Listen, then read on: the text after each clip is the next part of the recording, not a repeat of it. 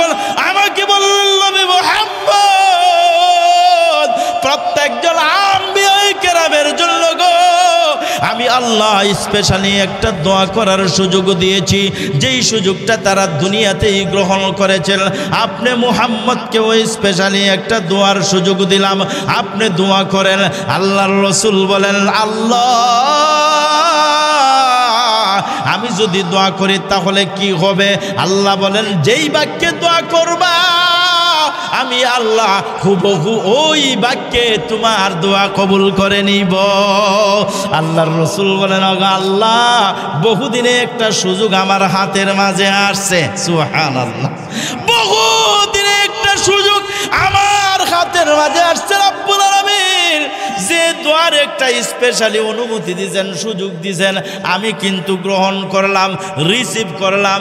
তবে দুনিয়াতে না, দুনিয়াতে আমার জন্য আমি এই দোয়া করব না, দুনিয়াতে আমার সন্তানের জন্য দোয়া করব না, দুনিয়াতে কারো জন্য আমি দোয়া করব না।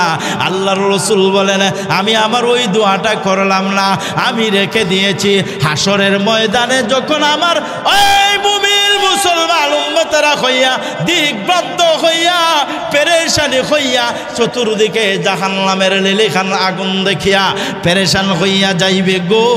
আমার উম্মত যখন কোনো আশ্রয় পাইবে না,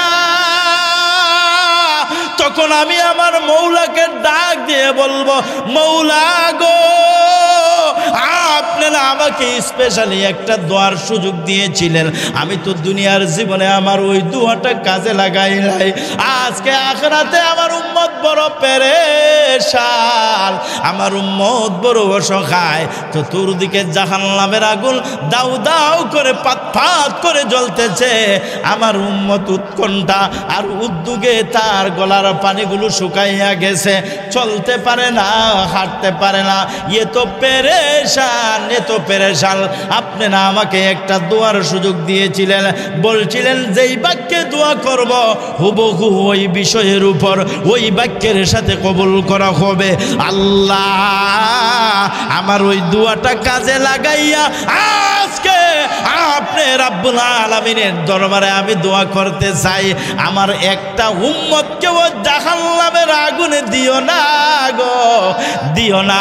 আমার প্রত্যেকজন উম্মতকে আপনি রহমানুর রহিম ক্ষমা করিয়া দাও। শুধু আজদাসা রাহমাতুল লিল আলামিন। আমাদের মাঝে আল্লাহ বিশ্বাসের সাথে নবী বিশ্বাসের সাথে আরো একটা জিনিস গভীরভাবে হতে হবে। সেই জিনিস হলো তোমরা আল্লাহ এবং তার রাসূলকে মনে প্রাণে ভালোবাসতে হবে। কথা কোন ঠিকই না? আল্লাহ এবং রাসূলকে মনে প্রাণে ভালোবাসতে হবে। যেই আয়াত আমি আপনাদের সামনে তেলাওয়াত করেছি, এই আয়াতে রাব্বুল আলামিন বলেন, কুল ইন কানা আবাউকুম ওয়া আবনাউকুম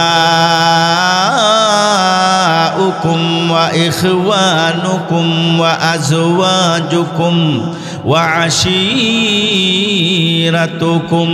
ওয়া আমওয়ালুন ইকতারাফতুমুহা ওয়া তিজারাতুন তাখশাউনা কাসাদাহা ওয়া মাসাকিনু তারদাউনাহা আহাব্বা ইলাইকুম মিনাল্লাহি ওয়া রাসূলিহি ওয়া জিহাদিন ফি সাবিলি। আল্লাহ পাক রব্বুল আলামিন তার প্রিয় হাবিবকে জানাইয়া দিয়েছেন পবিত্র কোরআনের সূরা তাওবার 24 নম্বর আয়াত। আল্লাহ বলেন, নবী আমার আপনি জগৎবাসী সকল মুমিন মুমিনাতকে এই কথা জানাইয়া দেন, যারা আল্লাহকে বিশ্বাস করে, যারা রাসূলকে বিশ্বাস করে, যারা নিজেদেরকে ইমানদার হিসাবে দাবি করে, তাদের কাছে আল্লাহর মহব্বত, আল্লাহর রাসূলের মহব্বত, আল্লাহর রাস্তায় জিহাদের মহব্বত এত বেশি হইতে হবে যে তার সামনে যদি সন্তান প্রতিবন্ধক হয় সন্তানকে দূরে ফেলে দিবে, বাবা প্রতিবন্ধক হয় বাবাকে দূরে ফেলে দিবে, মা বাবা প্রতিবন্ধক হয় মাকে দূরে ফেলে দিবে, আত্মীয় স্বজন প্রতিবন্ধক হয় তাকে দূরে ফেলে দেবে, ভাই বেরাদর প্রতিবন্ধক হয় তাকে দূরে ফেলে দিবে, সম্পদ প্রতিবন্ধক হয় তাকে উপেক্ষা করবে, বাড়ি গাড়ি অট্টালিকা কোনো কিছু যদি তার সামনে প্রতিবন্ধক হয়, ঈমানের পথে আল্লাহর মহাব্বতের পথে রাসূলের মহাব্বতের পথে যদি বাধা হয় তাহলে তাকে অবশ্যই উপেক্ষা করে চলতে হবে। আল্লাহ এবং রাসূলের মহাব্বত যখন একজন মানুষের ভিতরে দুনিয়ার সবাই থেকে বেশি হবে তবে ওই ইমানদার কামিল ইমানদার হবে। সুবহানাল্লাহ কি আগামীকালকে গিয়ে হইবা? তে সুবহানাল্লাহর একটু আওয়াজ করে বলা যায় না? এনে যারা আছেন তো যুবক ওই বেশিরভাগ, একটু আওয়াজ দেন না সুবহানাল্লাহ, আরো একটু আওয়াজ করে করেন সুবহানাল্লাহ। আপনি আমার নবীকে আমি ভালোবাসতে হবে, আপনি ভালোবাসতে হবে। আজকে আমি যেই বিষয়টা আলোচনা করব, আল্লাহকে ভালোবাসার কথা আল্লাহ বলেছেন, রাসূলকে ভালোবাসার কথা বলেছেন, আল্লাহর রাস্তায় জিহাদ করার পথে ভালোবাসতে হবে, জিহাদকেও মহাব্বত করতে হবে, জিহাদকেও পছন্দ করতে হবে। আল্লাহ সূরা তাওবার 24 নম্বর আয়াতের মাঝে তিনটা জিনিসকে ভালো করে মনের মাঝে জায়গা দেওয়ার জন্য বলেছেন। একটা হলো আল্লাহর মহাব্বত, আরো একটা হলো রসুলের মহাব্বত, আরো একটা হলো আল্লাহর রাস্তায় জিহাদের মহাব্বত। আমি আজকে আপনাদের সামনে আপনি আমার নবী, প্রিয় নবী, বিশ্ব নবী, মানবতার নবী, রহমতুল লিল আলামিনের মহাব্বত নিয়ে আলোচনা করব। আমরা প্রথম অংশে বুঝতে পারলাম আল্লাহকে মহাব্বত করতে হবে, রসুলকে মহাব্বত করতে হবে, আল্লাহর রাস্তায় জিহাদকে মনে প্রাণে মহাব্বত করতে হবে। কথা কোন ঠিক কিনা? আমার বন্ধুগণ, আপনি আমি রসুলকে কি পরিমাণ বিশ্বাস করব এবং কেন আমরা বিশ্বাস করব, ওই দুইটা জিনিস যদি আপনি আমার সামনে স্পষ্ট না হয় তাহলে আপনি আমার ঈমান কিভাবে আছে, রসুল সম্বন্ধে আমার আকীদা কেমন আছে, আল্লাহ সম্বন্ধে আমার আকীদা কেমন আছে, আমরা তো এই জিনিসটা স্পষ্ট করে বুঝতে পারবো না। এই জন্য আমরা প্রথমে আলোচনা করব রসুলকে আমরা কি পরিমাণ বিশ্বাস করব, কি পরিমাণ মহাব্বত করব। এক হাদিসে রাসূল করিম সাল্লাল্লাহু আলাইহি ওয়াসাল্লাম বলেন, লা ইউমিনু আহাদুকুম হাত্তা আকুনা আহাব্বা ইলাইহি মিন ওয়ালিদিহি ওয়া ওয়ালাদিহি ওয়ান নাসি আজমাইন। এরে আমার উম্মতেরা জেনে রেখো, ততক্ষণ পর্যন্ত তোমরা কামেল মুমিন হতে পারবা না যতক্ষণ পর্যন্ত আমি রসুলের মহাব্বত, আমি রসুলের ভালোবাসা তোমার অন্তরের মাঝে, তোমার সন্তান আদি, তোমার জনসম্পদ গোষ্ঠীগারা, এমনকি মাতা পিতার চেয়েও বেশি প্রিয় হবে না। আল্লাহর নবীর সাহাবী হযরতে উমর রাদিয়াল্লাহু তাআলা আনহু আল্লাহর রসুলের কাছে আসিয়া একদিন বললেন, ওগো পয়গম্বর, আমি আপনাকে ভালোবাসি। রসুল বলেন, আমাকে কি পরিমাণ ভালোবাসো? আল্লাহর নবীর সাহাবী উমর রাদিয়াল্লাহু তাআলা আনহু বলেন, ওগো নবীজি, আমি আপনাকে ভালোবাসি, আমার সম্পদের চেয়েও বেশি ভালোবাসি, আমার বাড়ি গাড়ির চেয়েও বেশি ভালোবাসি, আমার সন্তানাদির চেয়েও বেশি ভালোবাসি, আমার মায়ের চেয়ে বেশি ভালোবাসি, আমার বাবার চেয়ে আমি আপনাকে বেশি ভালোবাসি, আমার গোষ্ঠীর লোকদের চেয়েও আপনাকে বেশি বেশি ভালোবাসি, তবে কথা হলো আমার নিজের তাইকা বেশি ভালোবাসি না। সবাইরে বিসর্জন দিতে পারবো, কিন্তু নিজের তাইকা আপনারে কম ভালোবাসি। সাহাবায়ে কেরামের একটা অভ্যাস ছিল, পবিত্র আদত ছিল, তাদের ভিতরে যাহা কিছু থাকতো তাহা নবী করিম সাল্লাল্লাহু আলাইহি ওয়াসাল্লামের সামনে বলিয়া দিতেন। আল্লাহর রাসূলের সাহাবী ওমর যখন রাসূলকে এই কথা বললেন, পয়গম্বর আমার প্রাণ ছাড়া যাবতীয় সমস্ত বস্তু থেকে আপনাকে আমি ওমর বেশি পছন্দ করি। আল্লাহর রাসূল সাল্লাল্লাহু আলাইহি ওয়াসাল্লাম ওমর রাদিয়াল্লাহু তাআলা আনহুর কথা শুনিয়া বললেন, এরে ওমর শুনিয়া রাখ রে ওমর, শুনিয়া রাখ, এতটুকু বিশ্বাসের কারণেই তুমি পূর্ণ ইমানদার হতে পারবা না যতক্ষণ পর্যন্ত আমি রাসূলকে তুমি তোমার নিজের প্রাণের চেয়েও বেশি ভালোবাসবা না, ততক্ষণ পর্যন্ত তুমি উমর কামিল মুমিন হতে পারবা না। এবার উমর রাদিয়াল্লাহু তাআলা আনহু চিন্তা করলেন, বিবেকের মাঝে আঘাত করলেন, কেন গো আল্লাহর নবীকে আমি এত ভালোবাসবো, নবীকে এত ভালোবাসতে হবে কেন? কেন নবীকে ভালোবাসতে হবে? আল্লাহর নবীর সাহাবী খলিফাতুল মুসলিমিন উমর রাদিয়াল্লাহু তাআলা আনহুর বিবেকের কাছে যখন তিনি প্রশ্ন করতে লাগলেন, বিবেক কয়েকটা সেকেন্ডের ভিতরে তাকে সিদ্ধান্ত দিল, উমর জানিয়া রাখো কথা সত্যি, নবীকে যদি নিজের প্রাণের চেয়েও বেশি ভালোবাসো না তাহলে তুমি কামিল মুমিন হতে পারবা না। কয়েক সেকেন্ডের মাথায় উমর রাদিয়াল্লাহু তাআলা আনহু আল্লাহর নবীকে জানায়া দিলেন, পয়গম্বর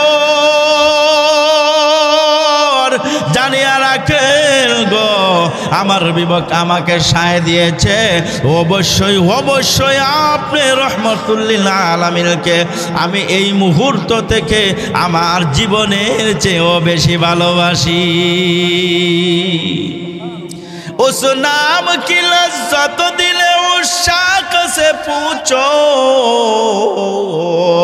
उस नाम की लज्जत दिले उस शाख से पूछो, जल आ गई तन में जोलिया नाम मोहम्मद, जल आ गई तन में जोलिया नाम मोहम्मद। শুধু উমর রাদিয়াল্লাহু তাআলা আনহু আল্লাহর নবীদেরকে প্রাণের চেয়ে বেশি ভালোবাসতেন এরকম না, আল্লাহর নবীর প্রত্যেকজন সাহাবী নবী করিম সাল্লাল্লাহু আলাইহি ওয়াসাল্লামকে নিজের প্রাণের চেয়েও বেশি ভালোবাসতেন। বলেন সুবহানাল্লাহ। আল্লাহর নবীর আরো একজন সাহাবী নাম হলো যায়েদ ইবনে দাসিনা রাদিয়াল্লাহু তাআলা আনহু। বদর যুদ্ধে মক্কার বেঈমানেরা যখন পরাজিত হইল, তাদের অনেক মানুষ যখন জাহান্নামের মাঝে চলে গেল, একবার কয়েকজন মুসলমান মক্কার মানুষের কাছে বন্দী হয়ে গেলেন। এখন মক্কার মানুষেরা চাইল, বদর যুদ্ধে আমাদের যেই সমস্ত বাপ ভাইদেরকে তোমরা হত্যা করেছ, মুসলমান যাকেই পাবো আমাদের বাপ ভাইয়ের মোকাবেলায় তোমাদেরকে হত্যা করব। আল্লাহর নবীর সাহাবী হযরতে যায়েদ ইবনে দাসিনা রাদিয়াল্লাহু তাআলা আনহুকে তারা পেয়ে গেল। এবার তারা সিদ্ধান্ত নিল, মক্কার সেই সমস্ত মানুষেরা যারা বদর জিহাদের মাঝে যুদ্ধের মাঝে যারা নিহত হয়ে গেছে, এদের মোকাবেলায় আল্লাহর নবীর সাহাবী যায়েদ ইবনে দাসিনা রাদিয়াল্লাহু তাআলা আনহুকে শহীদ করে দিবে। মক্কার বেঈমানরা জানাইয়া দিল, আরে যায়েদ ইবনে দাসিনা, আমাদের লোকগুলোকে তোমরা বদর প্রান্তরে কচু কাটা করেছ, আজকে তোমাকে আমরা জীবন্ত বন্দী করে নিয়ে আসছি, তোমাকেও আমরা আমাদের আত্মীয় স্বজনের মোকাবেলায় তোমাকে হত্যা করব। তবে শুনো রে যায়েদ ইবনে দাসিনা, তোমার সামনে আমাদের একটা প্রস্তাব, মক্কাবাসীদের পক্ষ থেকে প্রস্তাব দিলাম। যায়েদ ইবনে দাসিনা, তোমাকে আমরা হত্যা করব না, তোমাকে আমরা খুন করব না, তোমাকে আমরা মারব না, একটা মাত্র শর্ত যদি তুমি আমাদের গ্রহণ করে নিতে পারো। জয়েদ ইবনে দাসিনা রাদিয়াল্লাহু তাআলা আনহু বলেন, তাহলে তোমাদের এই শর্তটা কি? মক্কার মুশরিকরা বলল, আমরা তোমাকে মুক্তি করে দিব, একটা শর্ত, সেই শর্তটা হলো তুমি এই কথাটা অঙ্গীকার করে যাও, এই কথাটা তুমি স্বীকার করে যাও, আজকে তোমাকে মুক্তি দিলাম, কোনোদিন যদি তোমাদের নবী মুহাম্মদকে আমরা পাই, তাহলে তোমার বদলা মুহাম্মদকে আমরা এই স্থানের মাঝে খুন করব, শুলিতে চড়াবো। নাউজুবিল্লাহ। কোনো মুসলমান কি এমন কোনো সিদ্ধান্ত মেনে নিতে পারে? আমরা পারি না, কারণ মুসলমান তার নবীকে তার প্রাণের চেয়েও বেশি ভালোবাসে। জয়েদ ইবনে দাসিনা আল্লাহর নবীর সাহাবী ডাক দিয়ে কয়, মক্কার বেঈমানরা রে, কি বুঝস? এটা কেমন কথা শুনাইলে রে? বন্দি মনে করিয়া আমাদেরকে অসহায় মনে করিও না, বন্দি করে ফেলেছো বিদায় যে তোমাদের সব সিদ্ধান্ত আমরা মেনে নিব, এরকম না, এরকম না।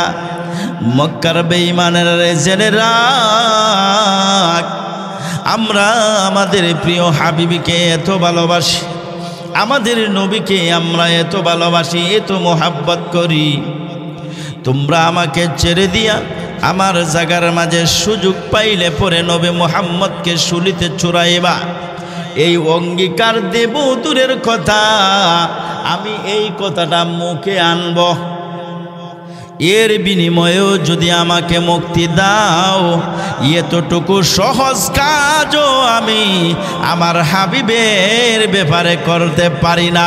মক্কার মুশরিকেরা জানিয়া রাখ, আমি জয়েদ ইবনে দাসিনারে একটা জীবন লয়, দুইটা জীবন লয়, আমি জয়েদ ইবনে দাসিনা যদি ওয়াকাতরে খুন হয়ে যায়, আমি জয়েদ ইবনে দাসিনা যদি নির্মমভাবে নিহত হয়ে যায়, তারপরেও আমি জয়েদ ইবনে দাসিনা আমার নবীর ব্যাপারে এমন সিদ্ধান্ত আমার মুখ দিয়ে উচ্চারণ করতে পারি না।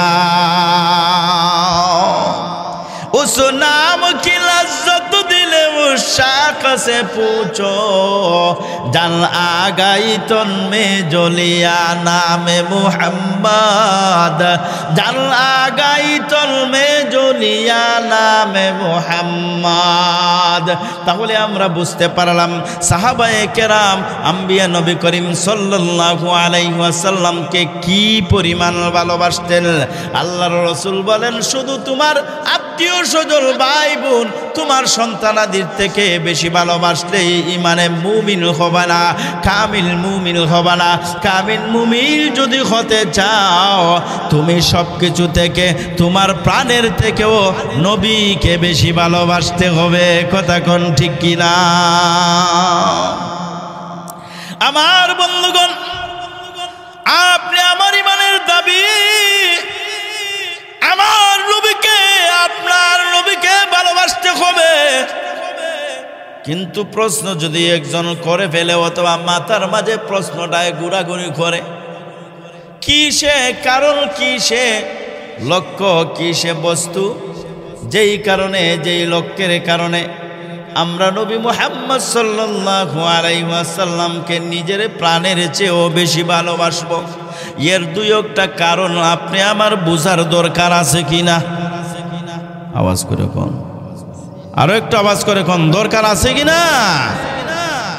আমার বন্ধুগণ, কোনো মানুষ যদি কোনো মানুষকে ভালোবাসে, কোনো কেউ যদি কাউকে ভালোবাসে, তার পিছনে 4টা কারণ থাকে।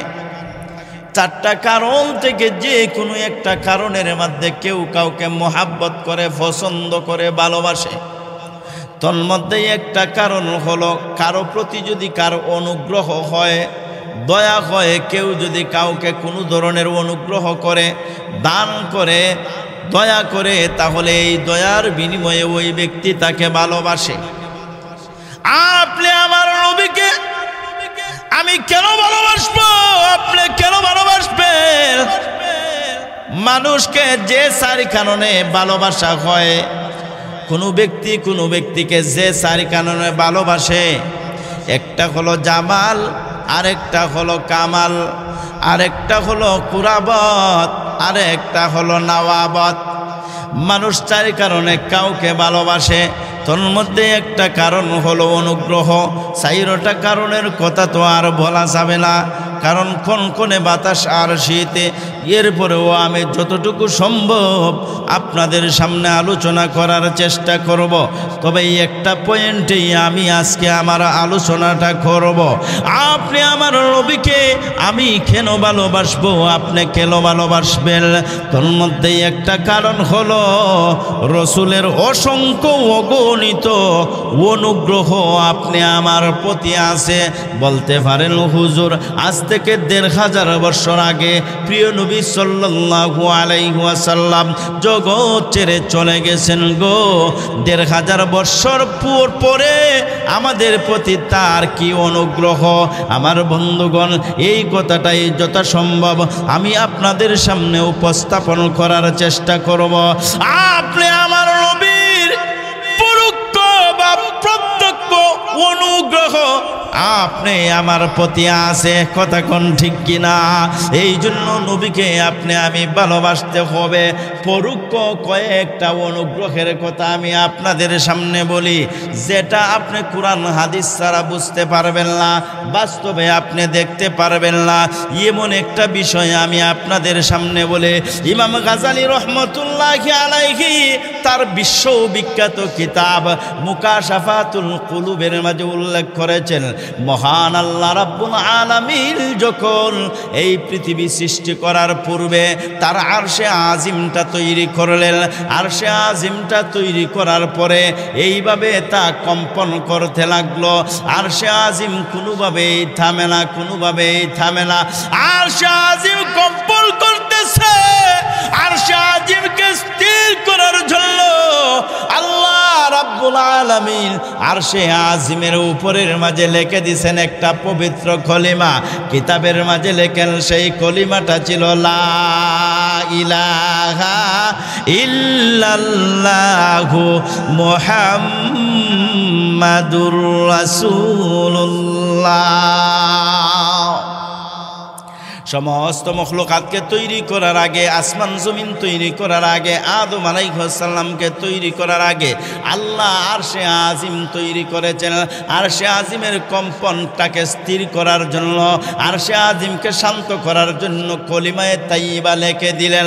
আমার বন্ধুগণ, ১৩,০০০ বছর পরে, কোটি কোটি বছর পরে আল্লাহ রাব্বুল আলামিন যখন আদম আলাইহিস সালামকে তৈরি করলেন, আদম আলাইহিস সালামকে তৈরি কইরা আল্লাহ জান্নাতের মাঝে রাখলেন, কথা কোন ঠিক কিনা? ওয়া কুল্লা ইয়া আদামু সুকুন আনতা ওয়া যাওজুকাল জান্নাহ।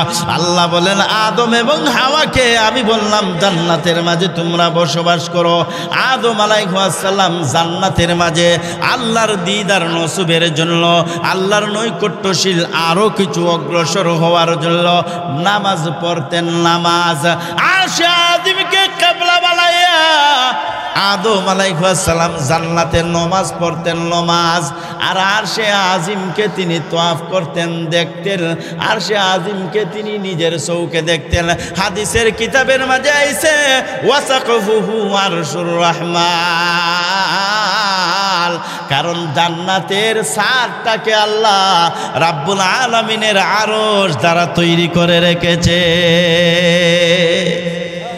আরশ যেহেতু জান্নাতের ছাদ, আর ছাদের মাঝে যদি কোনো কিছু লেখা হয় তা দেখা যায় না, দেখা যায়।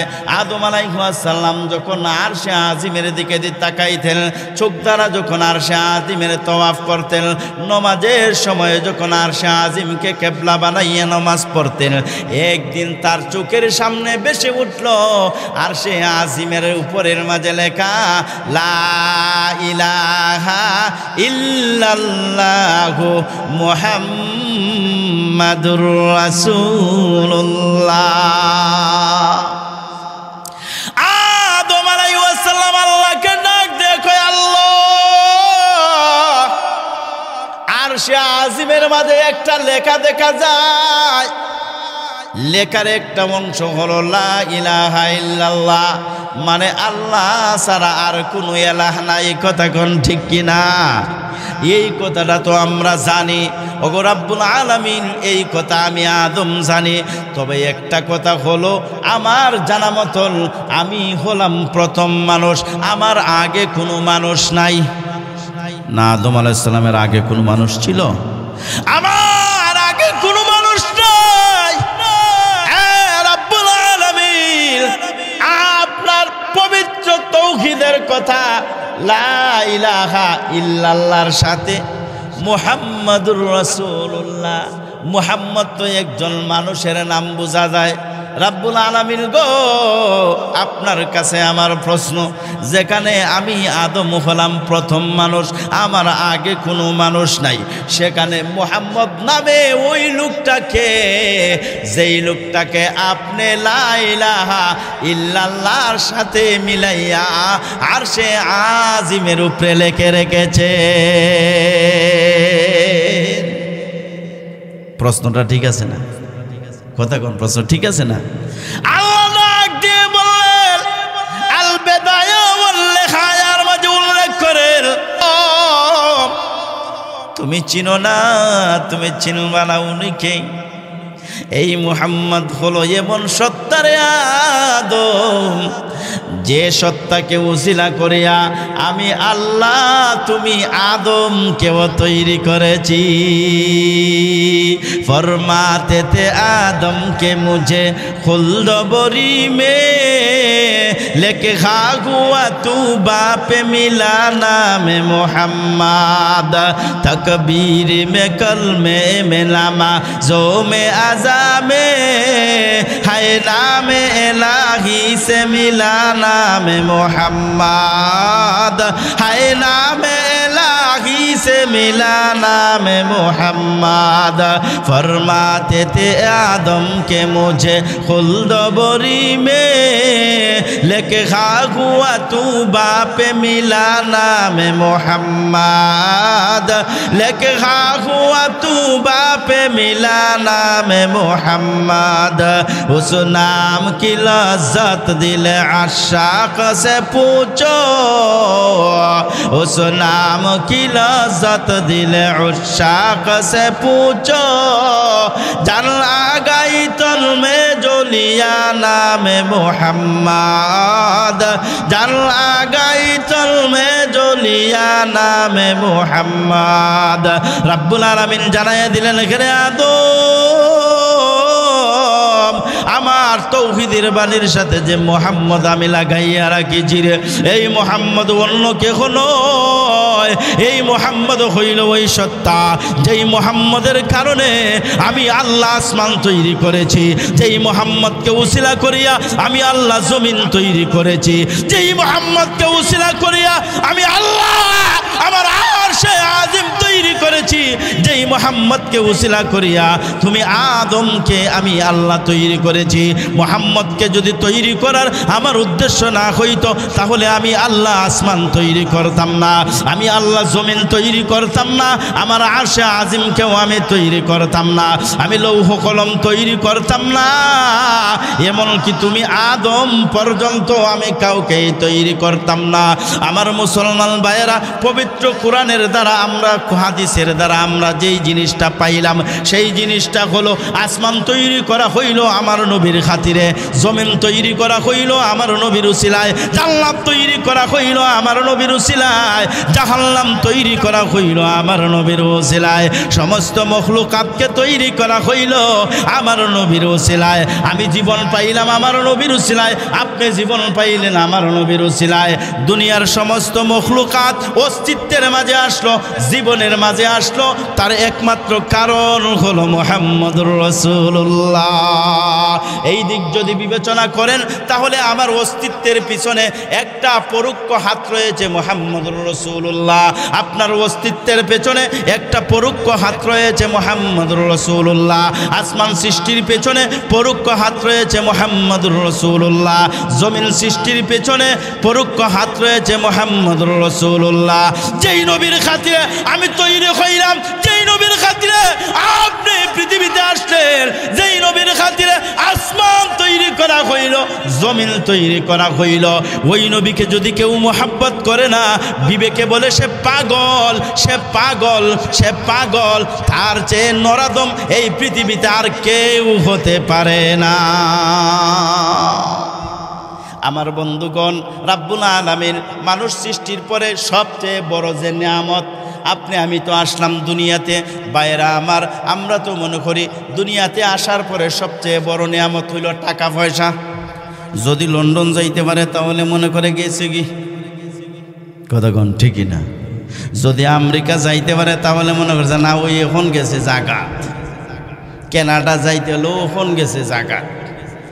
না, লন্ডন আমেরিকা আপনার জন্য বড় নিয়ামত নয়। ব্রিটিশ কানাডা আপনার জন্য বড় নিয়ামত নয়।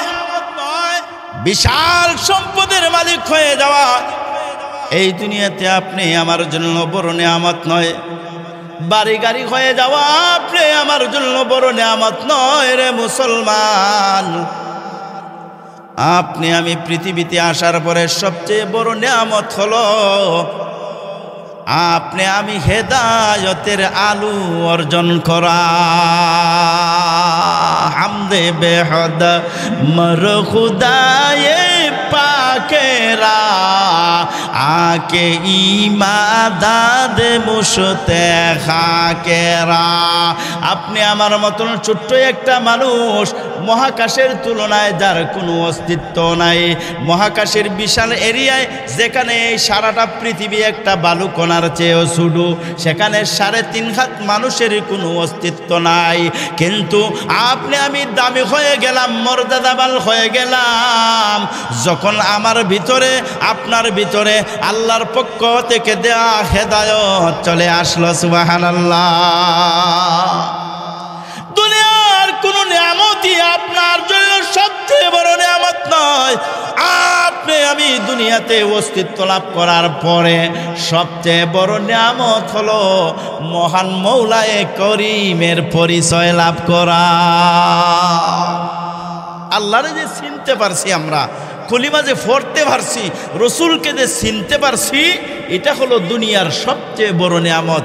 আর আমরা মনে করি অমুকের কিচ্ছু নাই, আর আমরাও নিজে মনে করি সারাটা জিন্দেগি খাটাইলাম, না যাইতে পারলাম লন্ডন, না যাইতে পারলাম আমেরিকা, না যাইতে পারলাম কানাডা, হায় হায় রে জীবনে তো কিচ্ছুই পাইলাম না।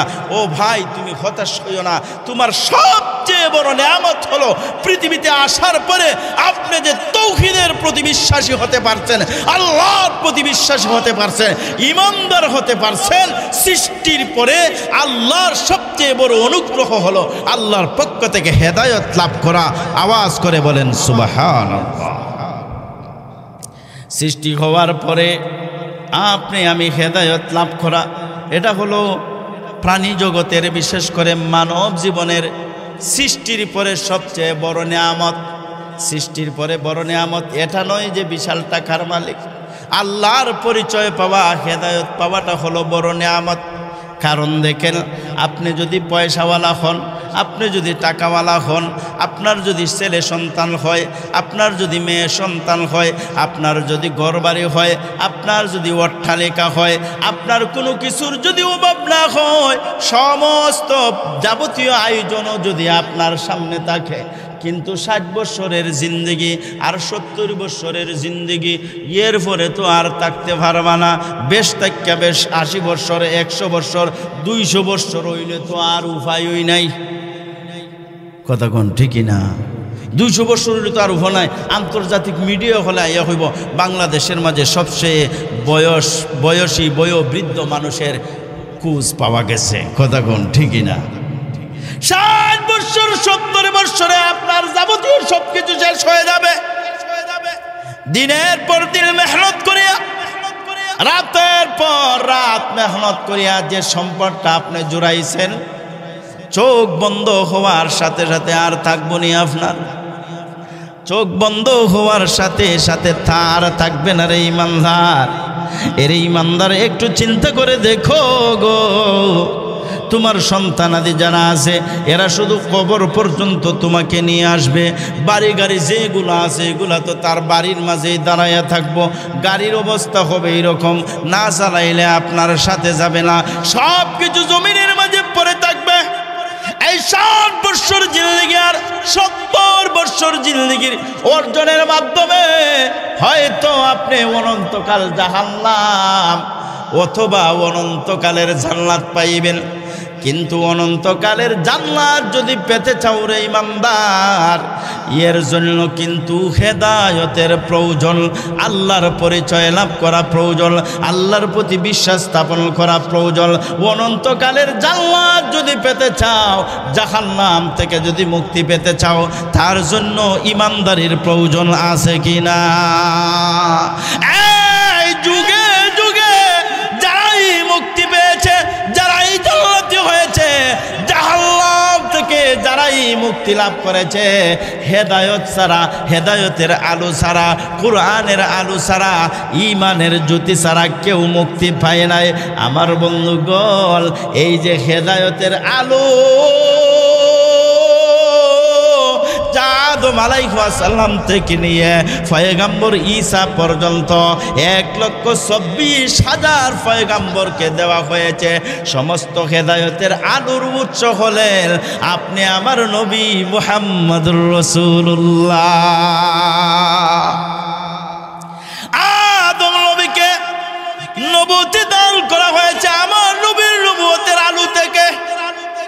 শীস আলাইহিস সালামকে নবুয়ত দান করা হয়েছে আপনি আমার নবীর নবুয়তের আলো থেকে।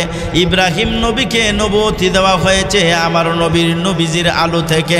মূসা আলাইহিস সালামকে নবুয়ত দেওয়া হয়েছে আমার নবীর নবুয়তের আলো থেকে। ঈসা আলাইহিস সালামকে নবুয়ত দেওয়া হয়েছে আমার নবীর নবুয়তের আলো থেকে। পৃথিবীতে যত নবী এসেছেন সমস্ত নবীগণকে যে হেদায়েতের আলো দেওয়া হয়েছে, এই সমস্ত আলো এসেছে আমার নবীর নবুয়তের আলো থেকে। পবিত্র কোরআনে আল্লাহ পাক রব্বুল আলামিন সুস্পষ্ট ঘোষণা দিয়ে জানাই দিয়েছেন, ওয়া ইয আখাযাল্লাহু মিসাকান নাবিয়িন লামা আতাইতুকুম মিন কিতাবিন ওয়া হিকমা সুম্মা জাআকুম রাসূলুম মুসাদ্দিকুল লিমা মাআকুম লাতুমিনুন্না বিহি ওয়া লাতানসুরুন্না ক্বালা আকরারতুম ওয়া আখাযতুম আলা যালিকুম ইসরি ক্বালু আকরারনা ক্বালা ফাশহাদু ওয়া আনা মাআকুম মিনাশ শাহিদিন। এই রূহের জগতে মওলা পাক সমস্ত নবীগণের আত্মাকে একত্রিত করিয়া একদিন একটা সেমিনার করলেন। যখন আসমান তৈরি করা হয় নাই, জমিন তৈরি করা হয় নাই, লৌহ কলম কোনো কিছুই সৃষ্টি করা হয় নাই, শুধুমাত্র রূহের জগৎ, আল্লাহ রাব্বুল আলামিন সমস্ত নবীগণের রূহকে একত্রিত করলেন। সমস্ত নবীগণের রূহকে একত্রিত করিয়া নবীগণের রূহকে আল্লাহ বললেন, হে নবী মূসা আলাইহিস সালামের রূহ, হে নবী ঈসা আলাইহিস সালামের রূহ, হে ইব্রাহিম আলাইহিস সালামের রূহ, হে ইসমাইল পয়গম্বরের রূহ, হে শীসি পয়গম্বরের রূহ, হে দাউদ পয়গম্বরের রূহ, হে আদম পয়গম্বরের রূহ, আমি আল্লাহ দুনিয়াতে তোমাদেরকে নবুয়ত দান করব। তবে একটা কথা হলো, আমি তোমাদেরকে নবুয়ত দিব, কথা ঠিক। ওয়াইদ আখাযাল্লাহু মিসাকান নাবিয়্যিন লামা আতাইতুকুম মিন কিতাবিন ওয়া হিকমা। আমি তোমাদেরকে মানব জাতির হেদায়েতের জন্য সময়ে সময়ে হেদায়েতের কিতাব দিব। কাউকে দিব ইব্রাহিমের সহিফা, কাউকে দিব আদম পয়গম্বরের সহিফা, কাউকে দিব তাওরাত, কাউকে দিব ইনজিল, কাউকে কাউকে দিব জাবুর। এইভাবে মানব জাতির হেদায়েতের জন্য আমি রাব্বুল আলামিন তোমাদের কাছে কিতাব দিব। তবে তোমরা জানিয়ে রাখো, পৃথিবীতে যখন তোমরা থাকবা, তোমাদের কাছে যখন হেদায়েতের আলো থাকবে, এই মুহূর্তে যদি আমার নবী মুহাম্মদুর রাসূলুল্লাহ সাল্লাল্লাহু আলাইহি ওয়াসাল্লাম তোমাদের সামনে আগমন করে, তাহলে তোমরা অবশ্যই এই কাজগুলো করতে হবে। এক নম্বরের কাজ হলো লা তুমিনুন্না বিহি, তোমরা নবীগণ ও আমার শেষ জমানার নবী মুহাম্মদুর রাসূলুল্লাহ সাল্লাল্লাহু আলাইহি ওয়াসাল্লামের প্রতি ঈমান আনতে হবে। সুবহানাল্লাহ। একটু জোরে সুরে কোয়া যায় না ভাই? একটু আওয়াজ করে কোন সুবহানাল্লাহ। নবীগণকে আল্লাহ বলতেছেন তোমাদেরকে কিতাব দিব, নবুয়তিও দিব। তবে শুনো, এই মুহূর্তে যদি নবী মুহাম্মদ চলে যায়, তাহলে নবী মুহাম্মদের প্রতি তোমরা অবশ্যই লা তুমিনুন্না বিহি।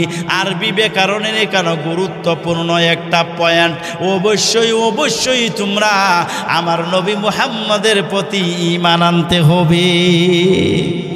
আল্লাহ নবীদেরকে বলতেছেন, সুবহানাল্লাহ, নবীদেরকে বলতেছেন যে আদম তোমার যুগে যদি নবী মুহাম্মদ যায়, তাহলে তুমি নবী মুহাম্মদের প্রতি ঈমান আনতে হবে। যেখানে নবীগণ অন্যের কাছে কলিমার দাওয়াত দিয়া মুসলমান বানায়, ঈমানদার বানায়, নবীর উপর বিশ্বাস না করলে ওই যুগে যখন একজন মুসলমান হতে পারে না, ওই নবীকে আল্লাহ বলতেছেন যদি আমার নবী মুহাম্মদ যায়, তাহলে অবশ্যই তোমরা তার প্রতি ঈমান আনতে হবে। আওয়াজ করে কোন সুবহানাল্লাহ। চিন্তা করছেন বিষয়টা কত বড়, কত মহান। লা তুমিনুন্না বিহি ওয়া লা তানসুরুন্নাহু, শুধু ঈমান আনলে হবে না। আমার নবী মুহাম্মদ যদি তোমাদের নবুয়তের জীবদ্দশায় চলে যায়, তোমাদের কারো হায়াতের সময়ে যদি চলে যায়, তোমাদের কারো দাওয়াতের সময়ে যদি আমার নবী মুহাম্মদ চলে যায়, তাহলে শুনিয়ারা করে আম্বিয়ায়ে কেরামের এক নম্বরে তোমরা আমার নবী মুহাম্মদের প্রতি ঈমান গ্রহণ করবা। 2 নম্বরে আমার নবীর যদি সাহায্যের প্রয়োজন হয়, তোমরা নবীগণ তাকে সাহায্য করতে বাধ্য থাকবা। সুবহানাল্লাহ। ইমামুল আউয়ালিনাল আখিরিল বহর সাদাকা রহমাতুল লিল আলামিল শুধু ওয়াজুদাশ রহমাতুল লিল আলামিন মসজিদে উ শুধু হামারু এ জমির। এই আম্বিয়ায়ে কেরামের রূহের জগতে সেমিনারে আল্লাহ জানাইয়া দিলেন আমার নবী মুহাম্মদ আসলে পরে তোমরা নবীরা আমার নবীর প্রতি ঈমান আনবা, আমার নবীকে তোমরা সাহায্য করবা। লা তুমিনুন্না বিহি ওয়া লা তানসুরুন্না। কথা এখানের মাঝে আল্লাহ শেষ করে নাই, কথাগুলো বলে আল্লাহ পয়গম্বর আলাইহিমুস সালামদেরকে বলতেছে আমার কথা বুঝছনি? সুবহানাল্লাহ। আকরারতুম, আমার কথা গ্রহণ করছনি, আমার কথা মানছনি? আম্বিয়ায়ে কেরামের আত্মা রাব্বুল আলামিনকে জানাইয়া দিছে, হ্যাঁ আপনার কথা বুঝেছি, আপনার কথা মানছি, আপনার কথা গ্রহণ করছি। আল্লাহ কয় শুধু তোমরাই গ্রহণ করছো এরকম না, আকরারতুম ওয়া আখাযতুম আলা যালিকুম ইসরি ক্বালু আকরারনা। আল্লাহ বলেন কালা ফাশহাদু, এরে আম্বিয়ায়ে কেরামের আত্মা সাক্ষী থাকো, সাক্ষী থাকো, সাক্ষী থাকো। আমি স্বয়ং আল্লাহ এই কথার সাক্ষী রয়ে গেলাম। তাহলে চিন্তা করেন, এই পৃথিবীতে আপনি আমার নবীর সময় থেকে নিয়ে কিয়ামত পর্যন্ত আমার নবী পৃথিবীতে আগমনের পূর্ব যুগে যত যুগ ছিল সমস্ত হেদায়েতের আলো এসেছে আমার নবীর নবুয়তের মাধ্যমে। আমার জীবনের অস্তিত্ব আমার নবীর কারণে। আমার জীবনের সবচেয়ে মূল্যবান নিয়ামত হেদায়েত হইল আমার নবীর কারণে। যেই নবীর কারণে আমি অস্তিত্ব পাইলাম, যেই নবীর কারণে আমি জগতের সবচেয়ে শ্রেষ্ঠ নিয়ামত হেদায়েত পাইলাম, ওই নবীকে ভালো না বাসলে আর কাকে ভালোবাসবো? কথা কোন ঠিকই না? এই জন্য আল্লাহ বলেন নবীকে ভালোবাসতে হবে। আরও তো কারণ অনেকটাই আছে, কিন্তু এইগুলা তো বলা যাব না। আমার বন্ধুগণ, আপনি আমি নবীজিকে ভালোবাসতে হবে। এইগুলা হলো পরোক্ষ কারণ, যেটা আমরা বাস্তবে দেখতে পাই না। কোরআনের মাঝে আছে, হাদিসের মাঝে আছে। ঈমানদার হওয়ার কারণে আমরা জানতে পারি। এমনইভাবে যদি আমরা ইতিহাসের দিকে তাকাই, তাহলে তাকাইয়া দেখব আপনি আমার নবী আমার জন্য আপনার জন্য কত কষ্ট করেছেন। নিজের যত সুখ ছিল সব বিসর্জন দিয়েছেন, রাতের আরাম বিসর্জন দিয়েছেন, নিজের শান্তি বিসর্জন দিয়েছেন। দিনের বেলায় গাছের ছায়ায় সেই নিবিড় পরিবেশের শান্তি তিনি বিসর্জন দিয়েছেন। তার ভালো খাবারের ফিকির নাই, আরামের ফিকির নাই, ঘুমানোর ফিকির নাই। একটা মাত্র ফিকির, জগতের মানুষেরা হেদায়েত লাভ করে কেমন করে জাহান্নাম থেকে বাঁচতে পারে। আল্লাহ জানায় দিলেন, নবী আমার, আমি আপনার কাছে কোরআন নাজিল করলাম, কিন্তু দেখতেছি গো দিনের পর দিন আপনি শুধু কষ্ট করে যাচ্ছেন। আপনার আরামের প্রতি কোনো বুকক্ষেপ নাই, শান্তির প্রতি কোনো বুকক্ষেপ নাই।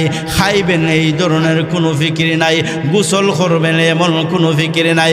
24 ঘন্টা দিনে রাতে প্রতিটা মুহূর্তে আপনি উম্মতের ফিকির করেন। জগতে এমন একজন মানুষও পাইবেন না যেই মানুষটা আপনার জন্য এত বিসর্জন দিবে, যত বিসর্জন আমার জন্য আপনার জন্য রহমতুল লিল আলামিন মুহাম্মদুর রাসূলুল্লাহ সাল্লাল্লাহু আলাইহি ওয়াসাল্লাম দিয়েছে। একজন মানুষও আপনি পাবেন না। এই জন্য আল্লাহ জানিয়ে দিয়েছেন, আন-নাবিয়্যু আউলা বিল মুমিনিনা মিন আনফুসিহিম ওয়া আজওয়াজুহু উম্মাহাতুহুম। এই ইমানদার, একটা ফিকির করে দেখো, একটা ফিকির করে দেখো, এমন কোন মানুষ জগতে পাইবা না যার সারাটা জিন্দেগি আপনার পিছনে ব্যয় করছে। আমাদের ভাইয়েরা বিদেশ থেকে টাকা পয়সা দেয়, বাপরেও দেয়, মারেও দেয়, সন্তানরে দেয়, বউ বাচ্চারে সকলরেই দেয়। কিন্তু একটু বেশ কম হইলে, নিজের মর্জির উল্টা হইলে হয় আমি রুজি কিতা তোমরা লাগিয়া করিনি, সারা ওই কিতা তোমরা রে দিলেই তৈবনি, আমার কিতা কোনো ভবিষ্যৎ নাইনি। বুঝা যায় আপনারা এলাকার মানুষ ইতা হয় না, ইতা খানো আয় না কোনো দিন। কথাটা সঠিক কইছি না ওটি কইছি? কোন 5 বছরের রুজি দিলাইলাম তোমরা রে, 10 বছরের মাঝে 5 বছর তো তোমরা ওই খাই নাই নাই, আমার কিতা ভবিষ্যৎ নাই নি, আমার পেট ফিট নাই নি, এরকম কথা কয়। কিন্তু 63 বছরের জিন্দগির মাঝে 40 বছরের নবুয়তি পাইয়া দীর্ঘ 23টা বছর দিনের পর দিন, রাতের পর রাত রাসূল সাল্লাল্লাহু আলাইহি ওয়াসাল্লাম উম্মতের ফিকিরে কাটায়। একটাবার বলে না গতকালকে আইছি আর আগামী কালকে আইতাম না, আঘাত করে। এরপরও রসুল দিনের দাওয়াত লয়ে যায়, এরপরও রসুল তাদের কল্যাণের কথা বলে। যেখানে মা বাপ ভাই বোন একদিন 5 দিন 1 মাস 2 মাস 1 বছর 2 বছর পরে বিরক্ত হয়ে যায়। পৃথিবীর সবচেয়ে বেশি ভালোবাসে সন্তানেরা মা বাবাকে, বিশেষ করে মাকে। ও মাও যদি আপনার বিছনার মাঝে ফইরা থাকে, তাহলে কয়েকদিন পরে, কয়েক মাস পরে দেখা যায় সন্তানে ভিতরে ভিতরে খালি টেনশন করে, আম্মা মরি যেতে গেতে ভালো আছে। হুজুরের কাছে কে দোয়া করে, হুজুর এই কষ্টর তাই কে, তো কথা কোন ঠিকই না? তা আমরা বাস্তবে এই তো কষ্ট হয় না নে হুজুর, জি হতে কিতা করা যায়, মানে এর তৈল হুজুরের দোয়া করতা দুনিয়ার থেকে যাইতে কি। এই হলো সন্তানের অবস্থা। আল্লাহ রাসূল পরে একদিন নয়, 2 দিন নয়, 1 বছর নয়, 2 বছর নয়, দীর্ঘ 23টা বছর পর্যন্ত যতদিন পৃথিবীতে ছিলেন ততদিন আপনি আমার জন্য ফিকির করেছেন। আল্লাহ রসুলের অবস্থা দেখিয়া কুরআনে কারীমের আয়াত নাজিল করছে, তাহা মা আনজালনা আলাইকাল কুরআনা লিতাশকা।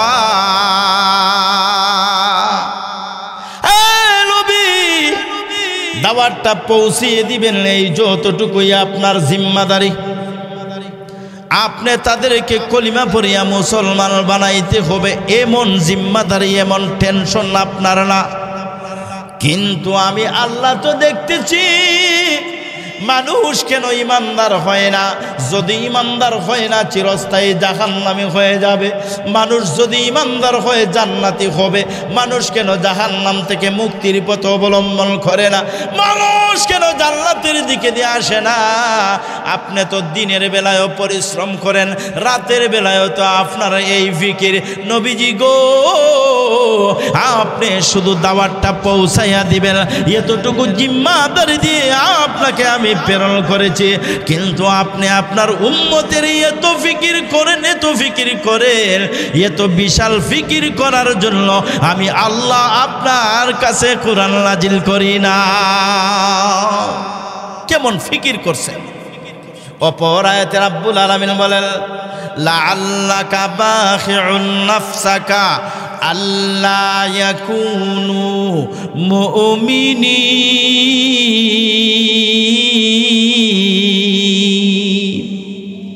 আপনার অবস্থা এমন হয়ে গেছে যে আপনি মানুষ কেন ইমানদার হয় না? মানুষ কেন জাহান্নাম থেকে মুক্তি লাভ করে না? মানুষ কেন জান্নাতের পথে আসে না? এই ফিকির করতে করতে আপনি নিজেকে ধ্বংস করে দিচ্ছেন। আল্লাহ স্বয়ং এই কথাটা বলছেন। তাহলে চিন্তা করেন, আপনি আমার হেদায়েতের জন্য, আমার কল্যাণের জন্য রসুলের ভিতরে কত ফিকির। রসুল তার আনন্দকে বিসর্জন দিয়েছে, রসুল তার বুককে বিসর্জন দিয়েছেন, রসুল তার আহার বিসর্জন দিয়েছেন, রসুল তার নিদ্রা বিসর্জন দিয়েছেন, রসুল তার আরামায়েশ, এমনকি জীবনের যাবতীয় চাহিদা পর্যন্ত বিসর্জন দিয়া আপনি আমার কল্যাণকামিতা রসুল চেয়েছেন। কিতাবের মাঝে লেখেন, হাদিসের কিতাবের মাঝে এসেছে, লিকুল্লি নাবিয়্যিন দাওয়াতুল মুস্তাজাবাতুল ফাতাআজ্জালা কুল্লু নাবিয়্যিন দাওয়াতাহু ফিদ দুনিয়া ওয়াইলি ইখতাবাতু দাওয়াতি শাফাআতাল লি উম্মতি ইয়াউমাল কিয়ামাহ। পৃথিবীতে যত নবীগণ আগমন করেছেন প্রত্যেক নবীকে আল্লাহ রাব্বুল আলামিন স্পেশালি একটা দোয়া করার আদেশ, দোয়া করার অনুমতি দিয়েছেন। সেই দোয়াটা কেমন? নবী যেইভাবে দোয়া করবেন, যেই অক্ষরে দোয়া করবেন, যেই সেন্টেন্সে দোয়া করবেন, যেই উদ্দেশ্যে দোয়া করবেন, দোয়া করতে দেরি হবে, নবীর একটা দোয়া হুবহু কবুল হইতে দেরি হবে না। এমন এক একটা দোয়ার অধিকার আল্লাহ প্রত্যেক নবীকেই দিয়েছিলেন। বলেন সুবহানাল্লাহ। আল্লাহ রসুল বলেন, ফাতাআজ্জালা কুল্লু নাবিয়্যিন দাওয়াতাহু। আদম আলাইহিস সালাম রে আল্লাহ দোয়ার অনুমতি দিছেন যে একটা দোয়া করো, এই দোয়াটা অক্ষরে অক্ষরে কবুল করা হবে। রসুল বলেন, আদম নবী দোয়া করছেন, দুনিয়াতে নিজের জন্য দোয়া করে ফেলেছেন, দোয়ার শেষ হয়ে গেছে। শীস আলাইহিস সালামকে বললেন দোয়া করেন, তিনিও দোয়া করলেন। ইব্রাহিমকে বললেন তোমারও দোয়ার একটা অনুমতি দেওয়া হলো, তিনিও দোয়া করে ফেললেন। নূহ পয়গম্বরকে বলা হইল তোমারও একটা দোয়া করার অনুমতি আছে, তিনিও দোয়া করে ফেললেন। মূসা আলাইহিস সালামকে বললেন তোমারও একটা দোয়া স্পেশালি ভাবে করার অনুমতি আছে, তিনি বললেন। এইভাবে যত পয়গম্বর আছে প্রত্যেক অনেক পয়গম্বরকে রব্বুল আলামিন অনুমতি দিলেন, একটা দোয়া স্পেশালি ভাবে করতে পারবা। এই দোয়াটা যে অক্ষরে করবা, যেই শব্দে করবা, যেই বাক্যে করবা, হুবহু ওই বাক্যে কবুল করা হবে। আল্লাহর রাসূল বলেন ফাতাআজ্জালা কুল্লু নাবিয়্যিন দাওয়াতাহু, প্রত্যেক নবী তার এই স্পেশালি দোয়াটাকে দুনিয়ার জীবনে কাজে লাগাইয়া গেছে। কিন্তু আল্লাহ রাব্বুল আলামিন যখন আমাকে বললেন নবী মুহাম্মদ প্রত্যেকজন আম্বিয়া কেরামের জন্য গো আমি আল্লাহ স্পেশালি একটা দোয়া করার সুযোগ দিয়েছি, যেই সুযোগটা তারা দুনিয়াতেই গ্রহণ করেছেন। আপনি মুহাম্মদকে ওই স্পেশালি একটা দোয়ার সুযোগ দিলাম, আপনি দোয়া করেন। আল্লাহর রাসূল বলেন আল্লাহ আমি যদি দোয়া করি তাহলে কি হবে? আল্লাহ বলেন যেই বাক্যে দোয়া করবা আমি আল্লাহ হুবহু ওই বাক্যে তোমার দোয়া কবুল করে নিব। আল্লাহর রাসূল বলেন আল্লাহ বহুদিনে একটা সুযোগ আমার হাতের মাঝে আসছে, সুবহানাল্লাহ, বহুদিনে একটা সুযোগ আমার হাতের মাঝে আসছে। রব্বুল আলামিন যে দোয়ার একটা স্পেশালি অনুমতি দিয়েছেন, সুযোগ দিয়েছেন, আমি কিন্তু গ্রহণ করলাম, রিসিভ করলাম। তবে দুনিয়াতে না, দুনিয়াতে আমার জন্য আমি এই দোয়া করব না, দুনিয়াতে আমার সন্তানের জন্য দোয়া করব না, দুনিয়াতে কারো জন্য আমি দোয়া করব না। আল্লাহর রাসূল বলেন আমি আমার ওই দোয়াটা করলাম না, আমি রেখে দিয়েছি হাসরের ময়দানে যখন আমার ওই মুমিন মুসলমান উম্মতেরা হইয়া দিগভ্রান্ত হইয়া পেরেশানি হইয়া চতুর্দিকে জাহান্নামের লিলিখান আগুন দেখিয়া পেরেশান হইয়া যাইবে গো, আমার উম্মত যখন কোনো আশ্রয় পাইবে না তখন আমি আমার মৌলাকে ডাক দিয়ে বলবো মৌলা গো আপনারা আমাকে স্পেশালি একটা দোয়ার সুযোগ দিয়েছিলেন, আমি তো দুনিয়ার জীবনে আমার ওই দোয়াটা কাজে লাগাই নাই। আজকে আখিরাতে আমার উম্মত বড় পেরেশান, আমার উম্মত বড় অসহায়, চতুর্দিকে জাহান্নামের আগুন দাউ দাউ করে পাত পাত করে জ্বলতেছে। আমার উম্মত উৎকণ্ঠা আর উদ্যোগে তার গলার পানিগুলো শুকাইয়া গেছে, চলতে পারে না, হাঁটতে পারে না, এ তো পেরেশান, এ তো পেরেশান। আপনি না আমাকে একটা দোয়ার সুযোগ দিয়েছিলেন, বলছিলেন যেই বাক্যে দোয়া করব হুবহু ওই বিষয়ের উপর ওই বাক্যের সাথে কবুল করা হবে। আল্লাহ আমার ওই দোয়াটা কাজে লাগাইয়া আজকে আপনি রাব্বুল আলামিনের দরবারে আমি দোয়া করতে চাই, আমার একটা উম্মতকে ও জাহান্নামের আগুনে দিও না গো, দিও না। আমার প্রত্যেকজন উম্মতকে আপনি রহমানুর রহিম ক্ষমা করিয়া দাও। শুধু আজো দাস রাহমাতুল লিল আলামিন মসজিদে শুধু আমারু জমিন। আপনি আমি যদি এরকম একটা সুযোগ পাইতাম তাহলে হইলাম না আল্লাহ ভালো হয়েছে, অনেক দিন ধরে দৌড়াদৌড়ি করি, লন্ডনের ভিসাও হয় না, কানাডার হয় না, আমেরিকার হয় না। আচ্ছা ঠিক আছে, সকলেই যেমন লন্ডন যায়, আমারে না হয় একটা লন্ডনের ভিসা দিল, কথা কোন ঠিকই না? এই হলো না আমাদের অবস্থা। কিন্তু আল্লাহ রসুল কি বলছেন যে এইটা রাইখা দিলাম, কিয়ামতের দিন আমার উম্মত যখন অসহায় হবে আমি এই দোয়াটা করবো, আল্লাহ আমার হুবহু শব্দে হুবহু অর্থটা আপনি কবুল করেন, আমার প্রত্যেকজন মুমিন ইমানদার উম্মতকে আপনি মাফ করে দেন। আওয়াজ করে কোন সুবহানাল্লাহ। ও ভাই আপনার সুবহানাল্লাহ হইতে তো কষ্ট ওইখানে, আর একটা আওয়াজ করে কোন সুবহানাল্লাহ। তাহলে রাসূল যে বিসর্জন দিছেন এটা পারবেন দিতেন? এটা সম্ভব? মোটামুটি দেখবেন আমরাও মায়া করি বা বিভিন্ন একটা ছোট্ট হালকা, সব সময় না, মাঝে মাঝে এরকম হয়, যদি আপনার কোনো জিনিস খাবারের চাহিদা থাকে, মনে করেন অনেক দিন ধরে 15 দিন ধরে আপেল খাইতেন মনের মাঝে আছে, কিন্তু হঠাৎ করে একটা আপেলের সুযোগ পাইয়া গেছেন, তখন মায় কিতা করে বাবায় কিতা করে, অন্যান্য ছেলে সন্তানরা যেমনি দেখে না, এরা যেমন দেখে না, এমনি লুকাইয়া গিয়ে আনন্দগরের মাঝে খাইলায়। মাঝে মাঝে এরকম হয় কি হয় না? ওই কি হয় না? ওই যা এরকম হয়।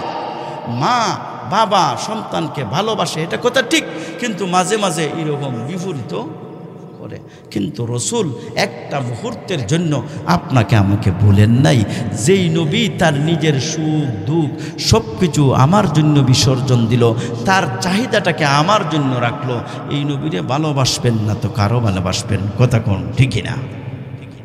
তায়েফের ময়দানে রসুল করিম সাল্লাল্লাহু আলাইহি ওয়াসাল্লাম রক্তাক্ত হয়েছেন, আঘাতপ্রাপ্ত হয়েছেন।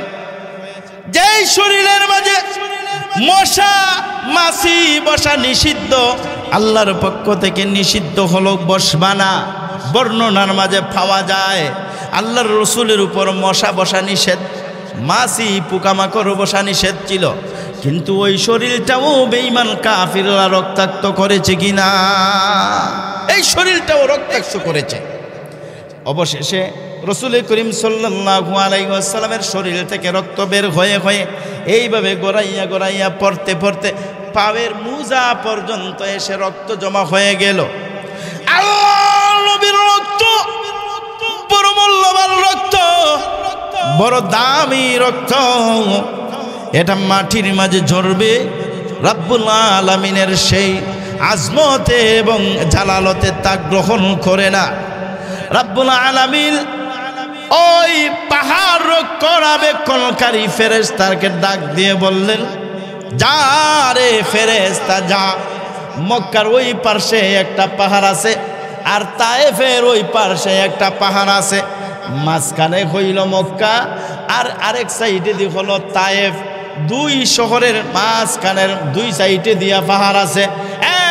পাহাড় রক্ষণাকারী ফেরেশতা যা, তোমার শক্তিশালী ডানা দিয়ে মক্কার পার্শ্বের পাহাড়টাকে ধাক্কাইয়া নিয়ে আসো, তায়েফের পার্শ্বের পাহাড়টাকে ধাক্কাইয়া নিয়ে আসিয়া এই মক্কা এবং তায়েফবাসীকে এমন ফিসা দিবা যেমন ভাবে বেট টানতে মরিচও ফিসতে পারে না, একবারে ফিসিয়া মাটি বানাই লিবা। তবে শুনো, আমার নবীর অনুমতি লইয়া করিও। সুবহানাল্লাহ। তাফসীরের কিতাবের মাঝে লেখেন, পাহাড় রক্ষণাবেক্ষণকারী ফেরেশতা রাসূল করিম সাল্লাল্লাহু আলাইহি ওয়াসাল্লামের দরবারে আসিয়া উপস্থিত। ওগো পয়গম্বর, আপনার এই কষ্ট রব্বুল আলামিন সহ্য করেন নাই, এই তায়েফের মানুষেরা আপনাকে রক্তাক্ত করিয়া একবারে শরীরটাকে জাজরা করে দিয়েছে। আল্লাহ রাব্বুল আলামিন এটা সহ্য করেন নাই, রাব্বুল আলামিন এটা গ্রহণ করেন নাই। পয়গম্বর গো, আমি পাহাড় রক্ষণাবেক্ষণকারী ফেরেশতা রাব্বুল আলামিন আপনার কাছে আমাকে প্রেরণ করেছেন। যদি আপনি অনুমতি দেন তাহলে মক্কার ওই পার্শ্বের পাহাড়টা আর তায়েফের ওই পার্শ্বের পাহাড়টা, দুই পাহাড়ের মধ্যস্থানে অবস্থিত মক্কা এবং তায়েফের সমস্ত মানুষকে দুই পাহাড় দ্বারা আমি এইভাবে গোসাইয়া গোসাইয়া পিষে চিরদিনের জন্য তাদেরকে ধ্বংস করে দিব। তাদের অস্তিত্ব আর পাওয়া যাবে না, তাদের নাম নিশানা পাওয়া যাবে না, তাদের বাড়িঘর পাওয়া যাবে না। এ পয়গম্বর, আপনি একটু অনুমতি দেন, শুধুমাত্র অনুমতিটার বাকি, সব কিছু কিন্তু রেডি আছে। এমন সময় পয়গম্বর সাল্লাল্লাহু আলাইহি ওয়াসাল্লাম বলেন, ইয়ে ফেরেশতা, আমি রাসূল মানব জাতির জন্য রহমতি হিসাবে এসেছি রে, আমি তাদের জন্য শাস্তির বার্তা নিয়ে আসি নাই, আমি তাদের কল্যাণের জন্য এসেছি, আমি তাদের জন্য অকল্যাণের জন্য আসি নাই। আজকে যদি মক্কার মানুষেরা ঈমান গ্রহণ নাও করে, তায়েফের মানুষেরা যদি ঈমান গ্রহণ নাও করে, এমন একদিন হতে পারে গো যে এরা কেউ অথবা এদের সন্তানদের মধ্য থেকে কেউ কলিমা পড়িয়া মুসলমান হইয়া চিরস্থায়ী জাহান্নামের আগুন থেকে তারা মুক্তি পাইবে। এরে ফেরেশতা যাও যাও যাও, আমি রাসূল আমার এই উম্মত গুলাকে ধ্বংস করার জন্য অনুমতি দিতে পারি না। আর আপনি মিলে ওখানে মার হালার করে হালারে দেখোটা কথা কোন ঠিকই না? আরো একটু আওয়াজ করে কোন ঠিক কিনা? দে অনেক সাতাইছে, দে বেটা কোটা দে, লাডি না আগে দিলাম নেই, দে কোটা, এই কই রে আগুয়া, এরা পাইছি সুযোগ মতন দে। আল্লাহর রাসূল কোন না, আমার রক্তাক্ত করুক, তারপরেও যদি সে ইমানদার হয় চিরস্থায়ী জাহান্নামের আগুন থেকে মুক্তি পায়, এটাই আমি রসুলের জন্য আমার খুশির কারণ হয়ে যাবে। বলেন সুবহানাল্লাহ। তাহলে জগতে একজন মানুষ আপনি দেখান যে আমার জন্য আপনার জন্য এত কল্যাণকামী হবে। এই জন্য রাব্বুল আলামিন বলেন, কুল ইন কানা আবাউকুম ওয়া আবনাউকুম ওয়া ইখওয়ানুকুম ওয়া আজওয়াজুকুম ওয়া আশীরাতুকুম ওয়া আমওয়ালুন ইকতারাফতুমুহা ওয়া তিজারাতুন তাখশাউনা কাসাদাহা ওয়া মাসাকিনু তারদাউনাহা আহাব্বা ইলাইকুম মিনাল্লাহি ওয়া রাসূলিহি ওয়া জিহাদিন ফি সাবিলিহি ফাতারাব্বাসু হাত্তা ইয়াতিয়াল্লাহু বিআমরি ওয়াল্লাহু লা ইয়াহদিল কওমাজ জালিমিন। ইমানদার হতে হলে রসুলকে ভালোবাসতে হবে, আল্লাহকে ভালোবাসতে হবে, জিহাদকে পছন্দ করতেই হবে। কথা বলে ঠিক কিনা? আমার বন্ধুগণ, সাহাবায়ে কেরাম রসুল করিম সাল্লাল্লাহু আলাইহি ওয়াসাল্লামকে ভালোবেসেছেন। তাদের সামনে রসুল সাল্লাল্লাহু আলাইহি ওয়াসাল্লাম ছিলেন। রসুল সাল্লাল্লাহু আলাইহি ওয়াসাল্লাম আদেশ করেছেন, তারা পালন করেছেন। রসুল সাল্লাল্লাহু আলাইহি ওয়াসাল্লাম নমাজ পড়েছেন, তারা দেখেছেন, সেইভাবে নমাজ পড়েছেন। কিন্তু আপনি আমার সামনে তো রসুল সাল্লাল্লাহু আলাইহি ওয়াসাল্লাম নাই, যার কারণে সরাসরি আমরা রসুল সাল্লাল্লাহু আলাইহি ওয়াসাল্লামকে পাই না। কিন্তু মনে মনে চাই যে আমরা রসুল সাল্লাল্লাহু আলাইহি ওয়াসাল্লামকে মহাব্বত করব। এটা কিভাবে করবেন? রসুল তো সামনে নাই, যাদের সামনে রাসূল নাই, অনুপস্থিত, এরা রসুলকে কিভাবে মহাব্বত করবেন? তাফসীরের কিতাবের মাঝে লেখেন, হাদিসের কিতাবের মাঝে লেখেন, এরা দুই তরিকায় রসুলকে মহাব্বত করবেন। কয় তরিকায়? দুই তরিকায়। এক নাম্বার তরিকা, মান আহাব্বা সুন্নতি ফাকাদ আহাব্বানি। রসুল বলেন, আমাকে মহাব্বত করতে চাও? শেষ করে দেব। রসুল সাল্লাল্লাহু আলাইহি ওয়াসাল্লাম বলেন, মান আহাব্বা সুন্নতি ফাকাদ আহাব্বানি। এ আমার উম্মতেরা, যারা আমি রাসূলকে মহাব্বত করতে চাও, মনের মাঝে বাসনা আমি রসুলকে ভালোবাসবা, কিন্তু আমি রসুল দুনিয়া ছেড়ে তখন কবর জগতে চলে গেছি, আমি রসুল পৃথিবীর বালু বাতাসে আর নাই, কিন্তু তুমি চাও আমি রসুলকে মহাব্বত করবা। কারণ তুমি এই কথা বুঝতে পারছো, উপলব্ধি করতে পারছো, রসুলের ভালোবাসা ছাড়া ইমানের মাঝে পূর্ণাঙ্গতা আসে না। তাহলে তুমি কি করবা? আল্লাহর রসুল বলেন, আমার কিছু সুন্নত রেখে যাইতেছি, আমার ইমানদার উম্মতেরা রে, আমার সুন্নতগুলোকে বড় মহাব্বতের সাথে পালন করবা। আমার রাসূলের সুন্নত যদি মহাব্বতের সাথে পালন করো, এটাই আমার মহাব্বত হয়ে যাবে।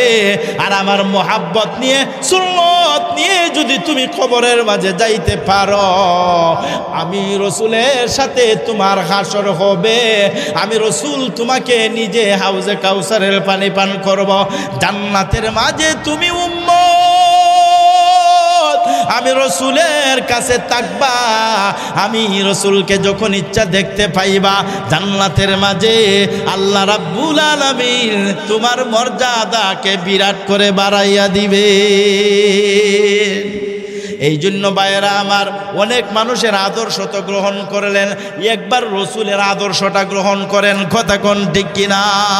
তেরে মাহবুব কি আরব সাবাহত লে করায়া হো, তেরে মাহবুব কি আরব সাবাহত লেকে আয়া হো, हकीकत उसको तू कर दे, मैं सूरत लेके आया गो, हकीकत उसको तू कर दे, मैं सूरत लेके आया गो, ना दौलत लेके आया गो, ना शौकत लेके आया गो, ना दौलत लेके आया गो, ना शौकत लेके आया गो, मोहब्बत लेके आया हो, शबाहत लेके आया हो, मोहब्बत लेके आया हो, शबाहत लेके आया हो।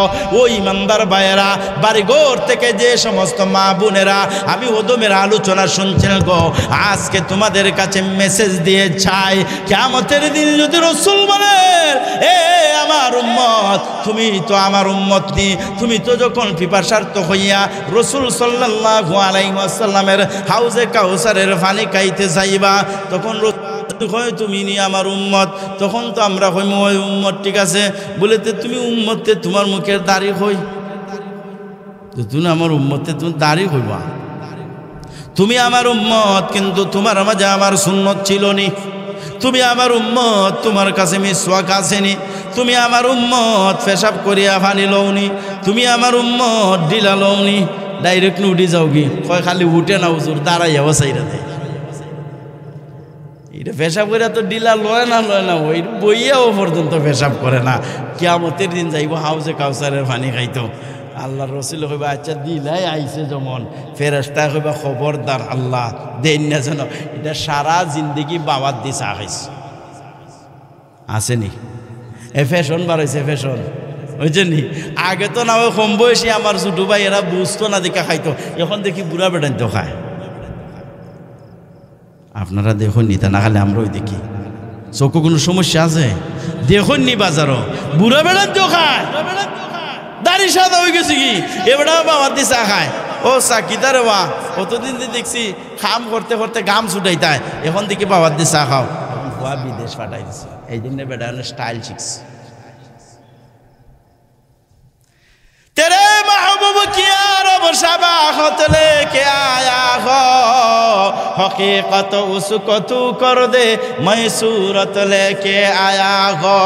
যদি ঈমান আমল বেশি নাও করতে পারো, রসুলের মহাব্বত যদি থাকে, মুখের মাঝে যদি রসুলের সুন্নত থাকে, দাঁত ঘষাইবার সময় যদি মিসওয়াক থাকে, এইভাবে যদি সুন্নতওয়ালা তরিকা আপনার মাঝে থাকে, আমার মাঝে থাকে, শরীরের মাঝে থাকে, ঘরের মাঝে থাকে, বাহিরের মাঝে থাকে গো, কিছু না লইয়া যাইতে পারলো কিয়ামতের দিন গিয়া কইতে পারবা, ওগো রাসূল তাকাইয়া দেখো আমরা কইলাম তোমার উম্মত, বলে কি আপনি মুখে দাড়ি রাখছেন, আমার মুখে দাড়ি, সুবহানাল্লাহ। এই জন্য ভাইয়েরা এই সুন্নতগুলার প্রতি মহাব্বত রাখবেন, এটাই রাসূলের মহাব্বত হবে। 2 নাম্বার হলো আল্লাহ আল্লাহ ফি আসহাবি লা তাত্তাখিযুহুম গারাদাম মিন বাদি, মান আহাব্বাহুম ফাবিহুব্বি আহাব্বাহুম ওয়া মান আবগাদাহুম ফাবিবুগদি আবগাদাহুম। রাসূল সাল্লাল্লাহু আলাইহি ওয়াসাল্লামের হাদিস থেকে পাওয়া যায়, যারা রাসূলকে ভালোবাসবে, রাসূল সাল্লাল্লাহু আলাইহি ওয়াসাল্লামের অনুপস্থিতির সময়ে রাসূল সাল্লাল্লাহু আলাইহি ওয়াসাল্লামকে ভালোবাসার 2 নম্বর আমানত হলো, 2 নম্বর আলামত হইল রাসূল যাদেরকে ভালোবেসেছেন, রাসূলের সঙ্গে যাদের সম্পর্ক ছিল তাদেরকে ভালোবাসা। এই 2টা কাজ যদি করেন, রাসূলকে না পাইয়াও আপনি রাসূলকে ভালোবাসতে পারবেন। আল্লাহ আমাকে আপনাকে সবাইকে আমাদের এই আলোচনার উপর যেগুলো ভালো হয়েছে, কল্যাণকর হয়েছে, আমল করার তৌফিক দান করুন, সকলে বলি আমিন। ওয়া আখিরু দাওয়ানা আলহামদুলিল্লাহি রাব্বিল আলামিন। আসসালামু আলাইকুম ওয়া রাহমাতুল্লাহি ওয়া বারাকাতুহু।